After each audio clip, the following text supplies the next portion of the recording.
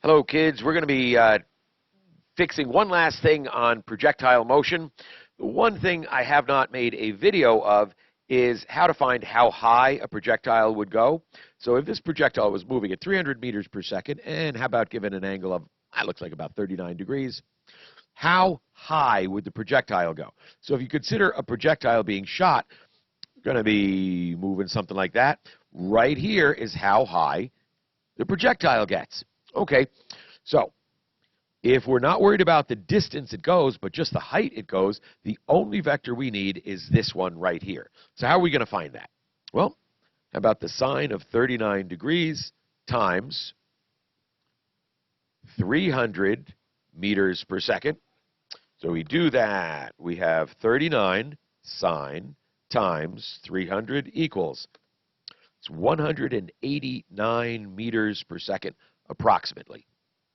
So that's going to be my initial vertical velocity. All right, when it reaches the highest point, what does its vertical velocity go to? Well, if it doesn't go to 0, isn't it still on its way up? Sure. So when it reaches its highest point, its velocity must be, its vertical velocity must be at 0 meters per second. Got it?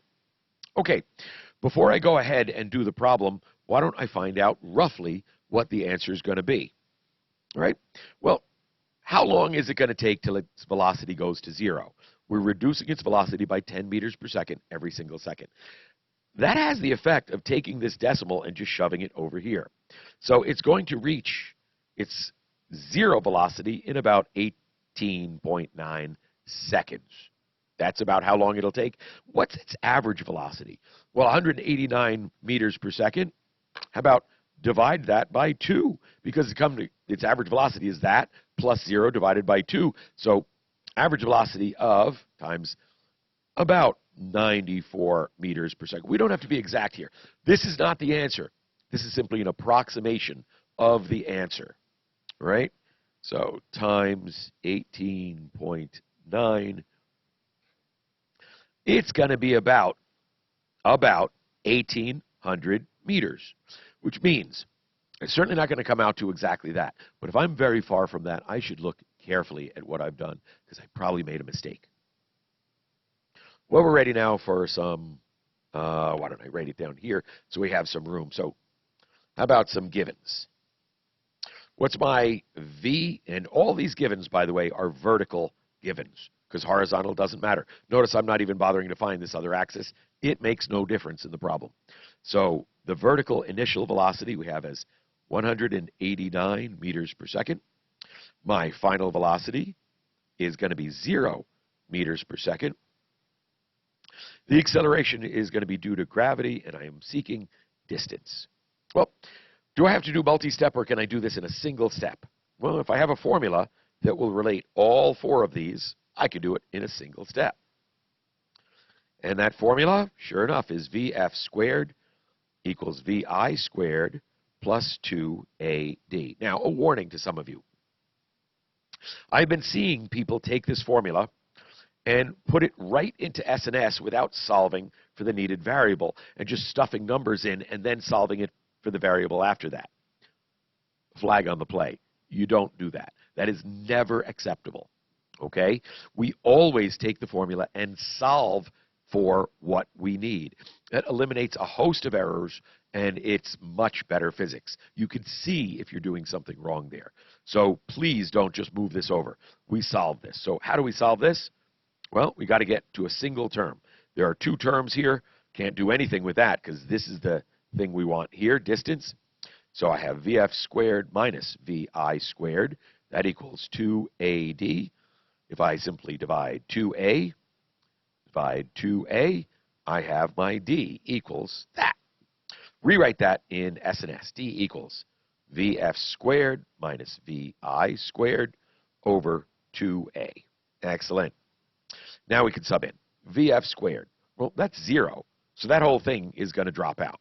So we just have a negative 189 meters per second squared. That's going to be where we very often are going to have trouble. So we have to make sure that's squared. How do we make sure? Units. The units won't work if you don't square that. Remembering that you square the number and you square the units. Okay, so we're dividing this by 2 times negative 9.8 meters per second squared. You'll see these negatives cancel, giving us a positive distance, which I hope is good because that's up. So what do we get?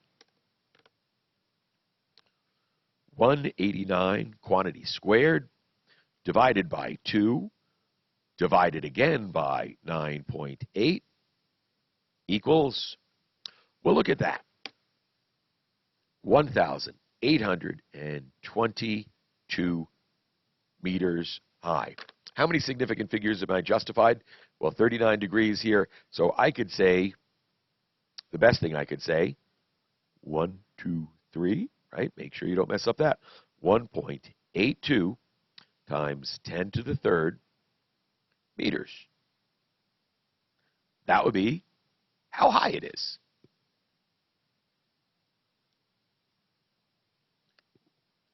Right? So I push the decimal, put it in scientific notation. Life is good. That's all there is to it. Make sure you set the final velocity to 0. Make sure you only are using the vertical vector, and make especially sure that this number here never, ever shows up in any equation, whether you're finding the distance or the vertical distance or the horizontal distance. This number, you must break it into 2 different numbers. Why? Why? Look at the free body diagram of a projectile in flight. It is only that. Meaning, in the vertical, you have acceleration. In the horizontal, you do not. So you have different equations for both of these things. Thanks for watching. Happy physicsing. Oh, I stole that.